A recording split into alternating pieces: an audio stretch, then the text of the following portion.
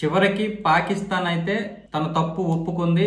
మేమే ఈ ఉగ్రవాదులను అయితే పెంచి పోషించాము, శిక్షణ కూడా ఇస్తున్నాము. గత 30 సంవత్సరాలుగా మేమైతే ఉగ్రవాదులకి ఖచ్చితంగా శిక్షణ ఇవ్వడం జరుగుతోంది. కాకపోతే అది అమెరికా కోసమే మేము ఈ పని చేయాల్సి వచ్చింది. సోవియట్ యూనియన్కి వ్యతిరేకంగా జరుగుతున్నటువంటి యుద్ధంలో పాల్గొకపోయి ఉంటే గనక ఈ రోజు మా పరిస్థితి వేరేగా ఉండేదంటూ పాకిస్తాన్ దేశ రక్షణ మంత్రి తప్పు ఒప్పుకున్నాడు. తమ గడ్డపై ఉగ్రవాదులే లేరంటూ ప్రగల్భాలు పలికిన పాకిస్తాన్కు గట్టి షాక్ తగిలింది.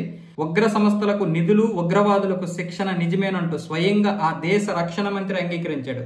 ఒక అంతర్జాతీయ మీడియాకి ఇచ్చిన ఇంటర్వ్యూలో ఈ వ్యాఖ్యలు అయితే చేశాడు. దాయాది నీచ బుద్ధిని బయట పెట్టాయి. అయితే అమెరికా కోసమే తాము ఉగ్రవాదులను పెంచి పోషించామంటూ ఆ మంత్రి వ్యాఖ్యానించడం ఇప్పుడు గమనార్హం. పహల్గామ్ దాడి తర్వాత భారత్తో నెలకొన్న ఉద్రిక్తతలపై పాక్ రక్షణ మంత్రి ఖవాజా ఆసిఫ్ స్కై న్యూస్ మీడియాకు ఇంటర్వ్యూ ఇచ్చాడు. ఈ సందర్భంగా ఉగ్ర సంస్థలకు నిధుల సమీకరణ, ఉగ్రవాదులకు శిక్షణ, మద్దతు వంటివి పాక్ చాలా కాలంగా చేస్తుంది. దీనిపై మీ స్పందన ఏంటి అని జర్నలిస్టు ప్రశ్నించారు.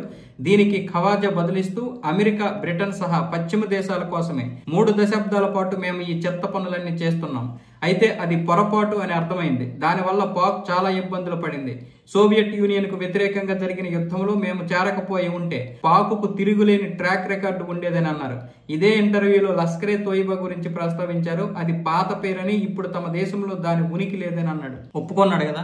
ఇన్ని రోజులు చేస్తున్నటువంటి పనులు ఏదంటే ఇప్పుడు మరి కుహన మేధావులు ఏం మాట్లాడతారో తెలియదు కానీ ఈ దేశంలో ఉన్నటువంటి వారు, ఇక్కడ ఉన్నటువంటి మరి ఉగ్రవాదులు ఏం మాట్లాడతారు. ఉగ్రవాదులు అంటే డైరెక్ట్ ఉగ్రవాదులు కాదు, ఇండైరెక్ట్ ఉగ్రవాదులు. ఈ దేశంలో మట్టి తింటూ ఈ దేశం మట్టిలో ఉన్నటువంటి, ఈ దేశంలో రక్త మాంసాలతో పుట్టినటువంటి విదేశీ భక్తుల గురించి మాట్లాడుతున్నాను.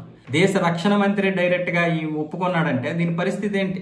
సింధు జలాలు ఆపడం వల్ల ఎలాంటి తీవ్రమైనటువంటి పరిస్థితులు ఎదురవుతాయి అనేది ఈ యొక్క మంత్రి మాటల్లో తెలుస్తుంది. ఈ రోజు అమెరికాని అలాగే మిగతా దేశాలని తప్పుదోవ పట్టేస్తున్నాడు. నిజానికి తప్పుదోవ కాదు. బ్రిటన్ కోసం, ఫ్రాన్స్ కోసం, అమెరికా కోసం, పశ్చిమ దేశాల కోసం వీళ్ళందరూ గడ్డి తింటారు. అవి గడ్డి తినిపిస్తాయి.